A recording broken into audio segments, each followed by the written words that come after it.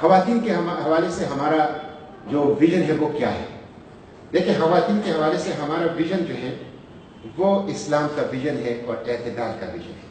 وہ انتہا پسندانہ ویژن نہیں ہے.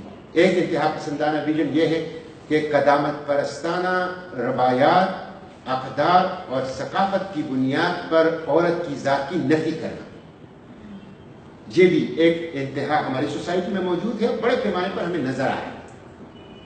آپ کو عورت کو وراثت کے اندر حق نہیں ملے گا، عورت کو تعلیم تک ایکسس نہیں ہوگی، عورت کو صحت کی سہولیات تک ایکسس نہیں ہوگی، عورت کو سیاست کے اندر اپنا رول ادا کرنے کے لیے موقع نہیں ملے گا، عورت کو اپنی بشری حقوق کے حصول تک رسائی نہیں ہوگی. ایک یہ انتہا ہے. دوسرا انتہا ہے جس کے مظاہر آپ کو 23 مارچ کے اوپر نظر آئے کہ اسلام آباد کے اندر کچھ طبقے نے پلے کارڈز اٹھائے تھے کہ میرا جسم میری مرضی. یہ ایک دوسرا انتہا ہے. یہ وہ انتہا ہے جو مغرب کا ہے. وہ قدیم جاہلیت تھی، قدیم جاہلیت جو کیسر و کسرا کی، جو ابو جہل ابو لہب کی، جو لات اور منات کے ماننے والوں کی، جو قبل اسلام کی جاہلیت تھی. ایک وہ جاہلیت ہے جو ہماری سوسائٹی میں اس وقت موجود ہے، جس عورت کی ذات کی ہم پہلو نفی. اور دوسری یہ جدید جاہلیت ہے. اس جدید جاہلیت میں مرد و زن کے مساوات اور حقوق نسواں، ویمن رائٹس، اس کی بنیاد پر عورت کے اوپر وہ بوجھ ڈالا ہے جس کے لیے اللہ نے عورت کو پیدا ہی نہیں کیا. اپنا کام تو وہ کر رہی ہے، لیکن اس کے ساتھ ساتھ اس ناری کی بنیاد پر مرد کی ذمہ داریاں بھی اس کے ذمے لگا دی گئی. مرد کی ذمہ داریاں بھی، اور اس کی وجہ سے سوشل فیبرک سوسائٹی پہ ختم ہو رہا ہے، خاندانی نظام کولیپس کر گیا ہے، جو سماجی تعلق ہے بکھر گیا ہے. یہ دوسری انتہا ہے.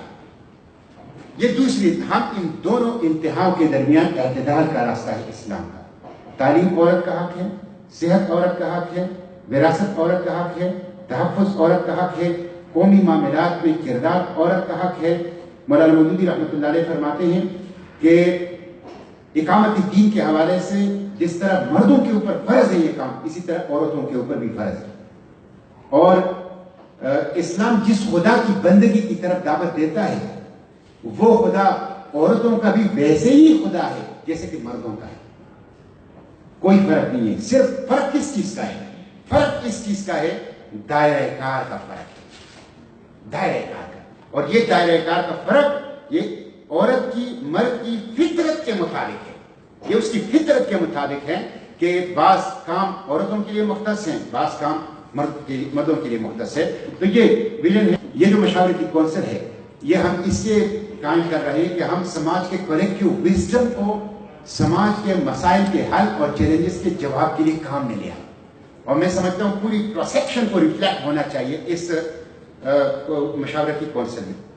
وکلاء ہوں، پروفیسرز ہوں، انٹلیکچوئلز ہوں، جوڈیشری سے لوگ ہوں، پولیٹیکل اسپیکٹرم سے لوگ ہوں، میڈیا پرسنز ہوں، ساری پوری سوسائٹی کا جو کراس سیکشن ہے اس کی ریفلیکشن یہاں پہ نظر آنی چاہیے. ہمیں ضرورت ہے ایسے ماہرین جو مخلص ہوں، جو مٹی کی خدمت کرنا چاہتے ہوں، جو اس ملک کو اپنی منزل تک پہنچانا چاہتے ہوں اور جو ان حالات کو بدلنا چاہتے ہوں. ہم صرف یہ کرنا چاہتے ہیں کہ ان کو پلیٹ فارم دے رہے ہیں. ہم ان کا شکریہ بھی ادا کریں گے، ان کو ویلکم بھی کریں گے، ان کو دعوت بھی دیتے ہیں اور ان کے منتظر بھی ہیں. بہت بہت شکریہ. جزاک اللہ خیر.